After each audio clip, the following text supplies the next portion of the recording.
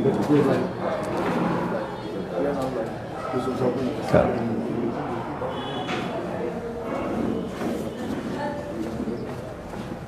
का दिन बहुत ही बढ़िया दिन है। सुबह पहले वाहिद साहब हमारे साथ फेसबुक पे सीकर के जो वोटर्स हैं उनके साथ लाइव इंटरेक्शन कर रहे हैं। सो अब आप सभी फेसबुक यूज़र्स को मैं वाहिद साहब के साथ अकेला छोड़ना चाहता हूँ। बीच बीच में आपके जितने भी कमेंट्स रहेंगे जो वाहिद साहब को बताना जरूरी रहेगा, मैं आपको ज़रूर बताऊँगा। अनिल बहरूपुल RLP जायल, हाय, आपको भी बहुत धन्यवाद आपकी सपोर्ट के लिए।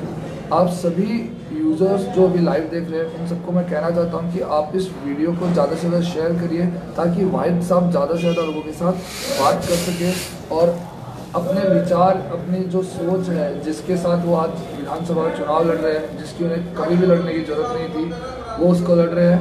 सो आप सब अब वाहिद साहब के साथ बात करिए। वाहिद साहब, फेसबुक की जनता आपके साथ है, आपसे बात करना चाहती है। सो आप और फेसबुक की जनता को मैं अकेले छोड़ते हुए सारी चीज़ें आपके छोड़ रहा हूँ। किसी को भी कोई सवाल पूछना हो, कोई क्लैरिफिकेशन मुझसे मांगनी हो तो आप ज़रूर पूछिए, मैं आपको जवाब देने के लिए तैयार हूँ।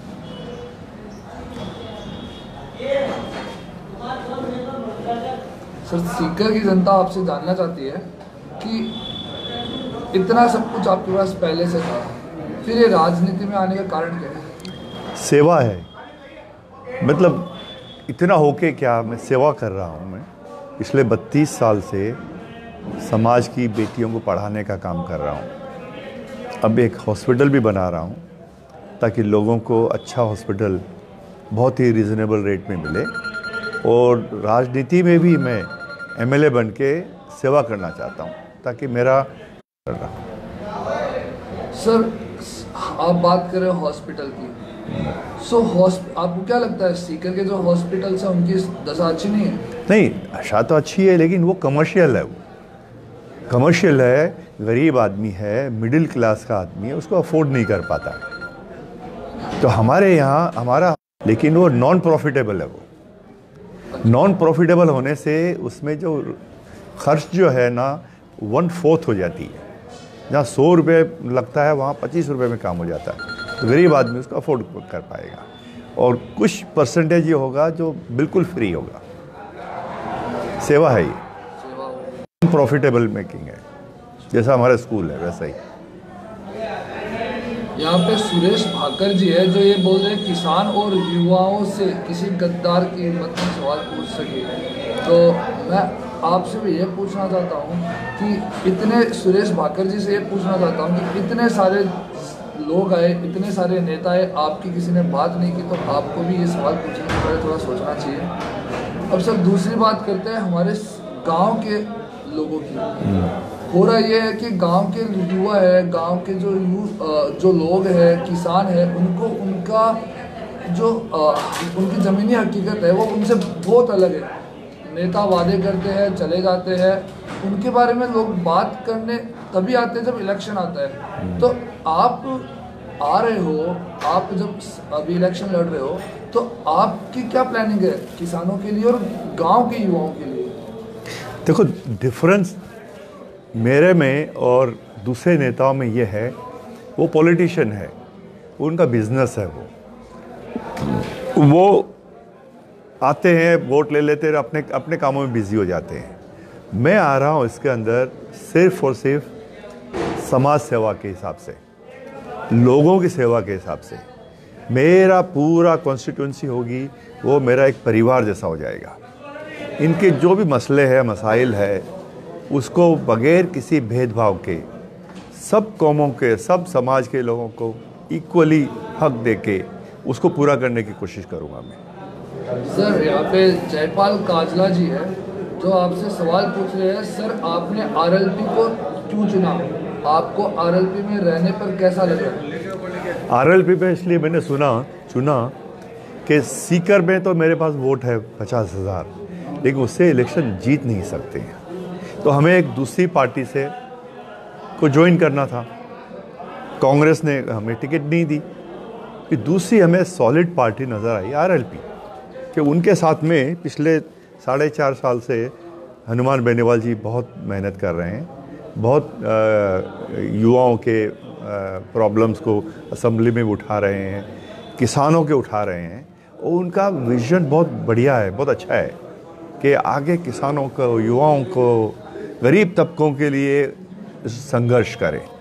सर यहाँ पे संदीप जी प्रजापत है जो आपसे बात करना चाहते हो, जो आपसे एक सवाल पूछ रहे हैं कि सीकर की मुख्य समस्या है जहाँ पे कल्याण अस्पताल हो, इतना बड़ा हॉस्पिटल होने के बावजूद वहाँ पे स्वास्थ्य संबंधित समस्याओं का तुरंत इलाज नहीं होता। जो दवा डॉक्टर लिखता है वो दवा वहाँ पे फ्री में उपलब्ध नहीं होती और उनको बाहर लेने के लिए जाना पड़ता है। तो अगर आप जीत के आते हैं या फिर आपको जनता सेवा का मौका देती है तो आप इस मुद्दे पे आप क्या करना चाहेंगे, इसके बारे में आपका क्या मतलब? ये देखिए, ये अगेन ये मिसमैनेजमेंट है। ये डॉक्टर्स और मेडिकल वालों का, ये दवा वालों का कुछ लगता है कुछ मिली जुली भगत होती है। वो दवाएं उनको वो लिखना चाहिए जो अवेलेबल हो, और अगर अवेलेबल नहीं हो तो सरकार को कहना चाहिए डॉक्टरों को आप ये दवाएं चाहिए हमें, ताकि गरीब आदमी आता है उसको वहीं पे फ्री में दवा मिल जाए। उसका हम प्रॉपर अरेंजमेंट करेंगे। अशोक जी रनवा है जो आपसे सवाल पूछना चाहते हैं कि सर एमएलए बनने के बाद आप वापस मुंबई गए तो फिर क्या? तो सर इसका जवाब दीजिए। सर मैं यहाँ रिटायरमेंट होके यहाँ आ जाऊँगा, सीकर रहूँगा। मेरा ज़्यादातर वक्त सीकर में ही जाएगा। क्यों? अशोक जी रनवा आपको अपना सवाल का जवाब मिल गया होगा। और सर बेरोजगारी लोगों को भत्ता मिलना चाहिए, इस बारे में आपकी क्या राय है कि जो युवा बेरोजगार है क्या उनको भत्ते के पीछे रहना चाहिए, उनको स्किलफुल होके अपने आप नहीं, उनको तो डिपेंडेंट नहीं होना चाहिए। उनको तो आप जॉब प्रोवाइड करना पड़ेगा। सरकार की जिम्मेदारी है उनको जॉब प्रोवाइड करें ताकि अपने पैरों पे खड़ा हो और अपने मतलब मांग के नहीं खाएं, पसीना निकाल के खाएं, लेकिन जॉब देना सरकार की जिम्मेदारी है। जॉब क्रिएट करना पड़ेगा उनके लिए। सुरेश जी भाकर है जो आपसे बोल रहे हैं, हम लोगों ने 70 साल तक किसान और युवाओं ने कांग्रेस और बीजेपी का साथ दिया लेकिन हमारे लिए कुछ नहीं किया। आप सभी लोगों का भरोसा यह बनाए रखेंगे या फिर और नेताओं की तरह आप भी चले जाएंगे? सर आप मुझे नेता मत समझो, मैं नेता बन के नहीं आ रहा हूँ। मैं आपका फैमिली मेम्बर बन के आ रहा हूँ, सेवा के हिसाब से आ रहा हूँ। बिल्कुल जो इंसाफ होगा वो मैं करूँगा। मैं सबके साथ में प्रॉपर इंसाफ करूँगा। मैं नहीं होने वाली बात तो नहीं कर सकता हूँ मैं, होने वाली बात है उसमें कोई कोताही नहीं होगी। सर यहाँ पे सौरभ व्यास करके हमारे एक फेसबुक जो आपको लाइव आपसे इंटरेक्शन कर रहे हैं, उनका एक सवाल है आपसे कि राजेंद्र पारिक को हराना ही क्या आपका मुख्य उद्देश्य है या फिर आपका उद्देश्य कुछ और है? मुझे जीतना है, जीत के सीकर के लोगों की सेवा करना है। नहीं, आपका जो सीधा मुकाबला आप जिसे मानते हो, क्या वो कांग्रेस राजेंद्र पारिक है या फिर रतन जलदारी है या फिर सीकर के मुद्दे हैं जिसके लिए आप ये चुनाव लड़ रहे हैं? मैं मुद्दों के लिए कर रहा हूँ। सामने जाहिर है पारिक जी भी है और रतन जी भी है, दोनों पार्टियाँ हैं, लेकिन मुझे दोनों को हराऊंगा जब भी मैं जीतूंगा। मैं तो मेरा तो मुद्दा पहले दोनों को हराना है। हराने के बाद में जो भी मुद्दे हैं उनको मैं सॉल्व करूंगा।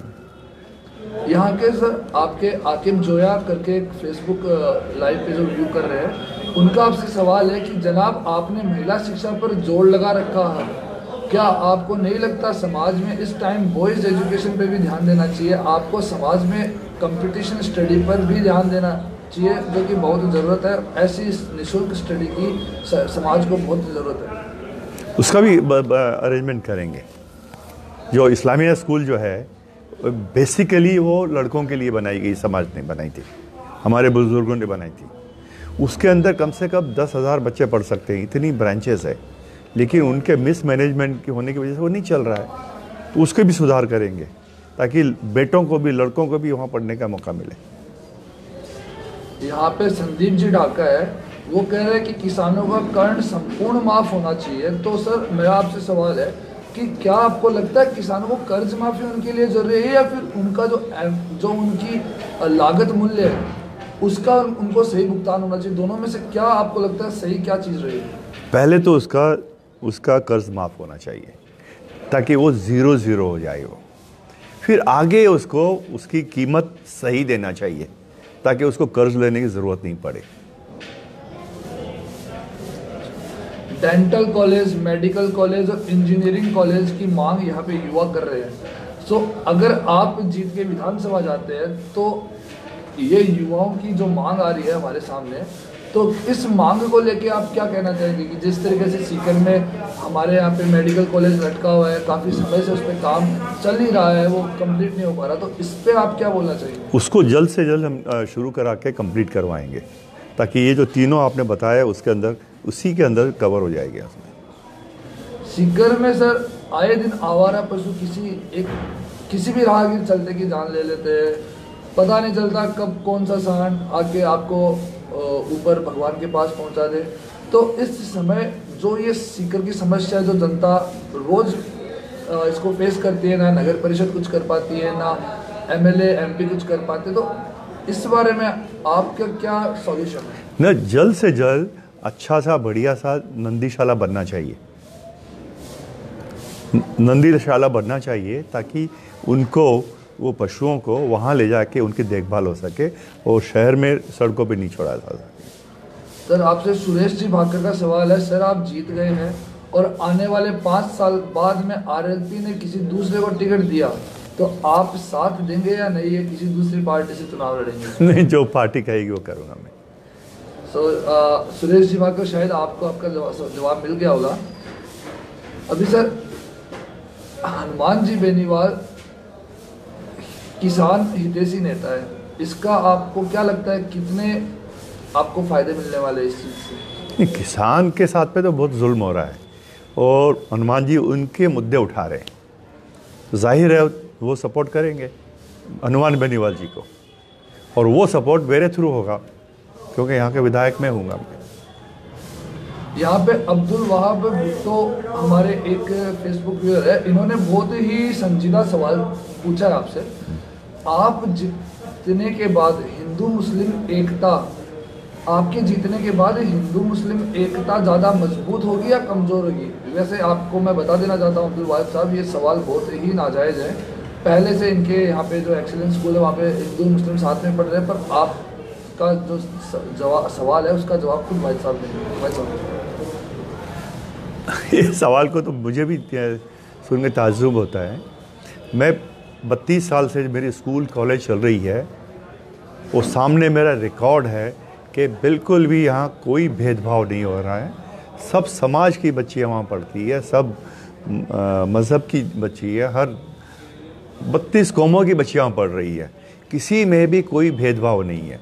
तो मैं पूरी कॉन्स्टिट्यूंसी को अपने एक फैमिली मानूंगा, मैं फैमिली का हेड होकर सबको इक्वली उसके जो भी काम है मसाइल वो सोल्व करूँगा।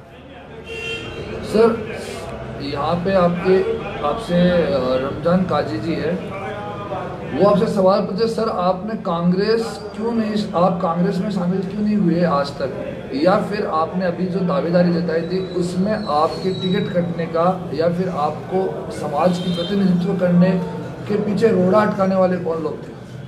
नहीं, वो तो पार्टी का डिसीजन है, उसका पार्टी ने मुनासिब समझा होगा।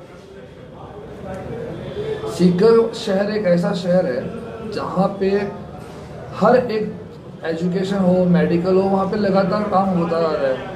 शहर में काफ़ी आर्मी और ऐसे युवा भी है जो स्पोर्ट्स की तरफ काफ़ी रुझान रखते हैं, तो पर उनको वैसी सुविधाएं नहीं मिल पाती है। जैसे हमारा स्टेडियम है तो वहाँ पे भी अच्छी सुविधाएं नहीं। तो अगर आप जीत के आते तो वो युवा जो अपने आप को अपना करियर देखते हैं खेल में, आर्मी में, तो उनके लिए हम क्या कुछ नया अच्छा दे सकते हैं जिससे वो डायरेक्ट बेनिफिट हो? ये अपना स्टेडियम जो है उसको अपग्रेड करेंगे, उसमें बेहतर से बेहतर फैसिलिटीज़ देंगे, ताकि अपना शेखावाटी बेल्ट के, सीकर के बेल्ट के जो यंगस्टर्स है स्पोर्ट्स में जो इंटरेस्टेड है वो, तो उनको ज़्यादा से ज़्यादा फैसिलिटीज़ मिले और आगे तरक्की करें। सर बलबीर रुहेला जी है जो आपसे ये सवाल पूछ रहे हैं, शहर के सौंदर्यकरण के बारे में आपका क्या विचार है, ब्यूटिफिकेशन ऑफ सिटी? वो तो बहुत ज़रूरी है, इसको सीकर को तो आपको सैटेलाइट सिटी बनना चाहिए, क्योंकि जयपुर से सबसे नज़दीक सीकर पड़ता है। तो उसको जो भी फैसिलिटीज है, रोड बनाने हैं, नालियाँ करनी है, गार्डन्स करने हैं, लाइट्स करना है, सुवेज ट्रीटमेंट है उसको करना है, बहुत सारे काम करने हैं। वो हो गए तो अपने आप सुंदर हो जाएगा। सर आमिर खान है जो कि जगमालपुरा रोड से आपसे कनेक्ट हो रहे हैं, वो आपसे पूछ रहे हैं कि सर जगमालपुरा जो रोड है वहाँ पे हमारे पास इतनी दिक्कत है, पानी का भराव होता रहता है, मोहल्ले में इतनी गंदगी रहती है, हमारी कोई सुनवाई नहीं करता। अगर आप जीत के आते तो हम आपसे क्या आस रखेंगे? सबसे पहले जितने भी मोहल्ले हैं जिसमें काम कम हुआ है, परेशानी है, प्रायोरिटी उनके ऊपर दी जाएगी। उनके प्रॉब्लम जो ऑलरेडी जिसमें अच्छे हो रहे हैं उनको उस लेवल पर लाने की कोशिश की जाएगी, ताकि किसके साथ में नाइंसाफ़ी नहीं हो। उसमें वो पानी का प्रॉब्लम भी है, ड्रेनेज का प्रॉब्लम भी है, रोड प्रॉब्लम भी है, लाइट्स प्रॉब्लम भी है, सब पे प्रायोरिटी उन पे दी जाएगी। सर यहाँ पे राज प्रजापत मावलिया है जो आपसे सवाल पूछते हैं, सर आपके विधानसभा एरिया के अलावा जो ग्रामीण है, अगर आप जीत के आते तो उनको आपसे क्या क्या बेनिफिट्स होगी? आपका कुछ वायदा जो आप ग्रामीणों के साथ अभी करना चाहते हैं? हमारी कॉन्स्टिट्यूंसी के लिए, आपकी कॉन्स्टिट्यूंसी, वही मैंने कहा ना, बिल्कुल ईमानदारी से इसका जिसका जो हक बनता है, जहाँ बनता है उसको उस एरिया को उसका हक दिलवाया जाएगा। पिपराली रोड पे आपके जो आप संदीप जी प्रजापत है जो आपको काफ़ी टाइम से कंटिन्यूसली फॉलो कर रहे हैं, वो आपसे पूछ रहे हैं कि सर आपका जो रोड है, जो दौरा है पिपराली रोड पे, आप उनको समय कब देंगे?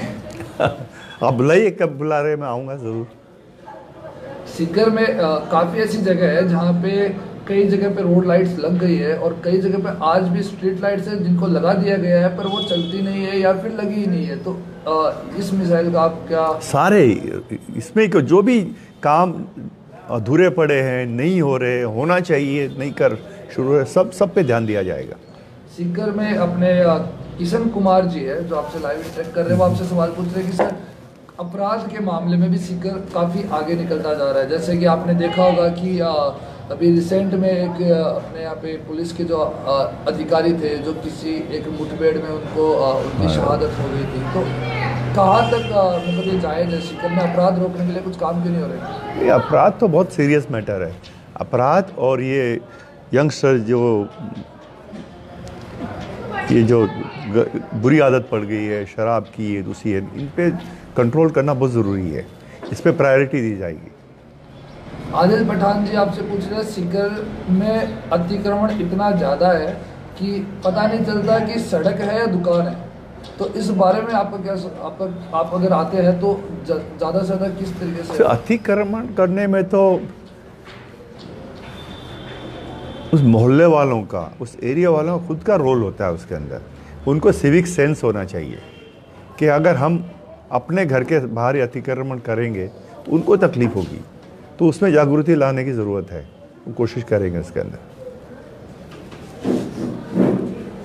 आपसे लास्ट जो हम कल भी ऐसे कंटिन्यू जनता से रूबरू होंगे, उनसे बात करेंगे, उनके सवालों का जवाब देंगे।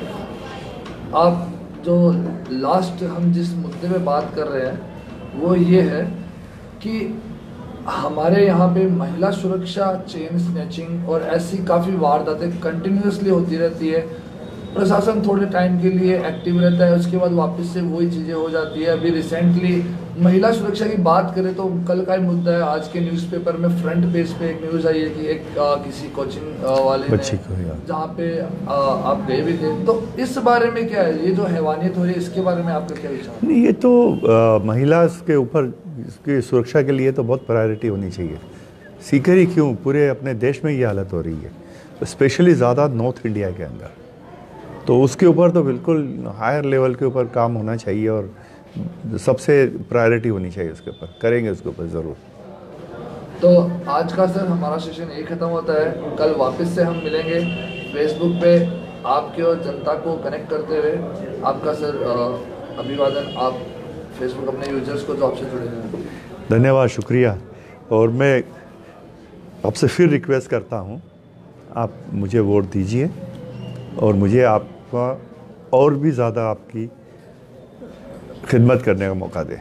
धन्यवाद। Thank you.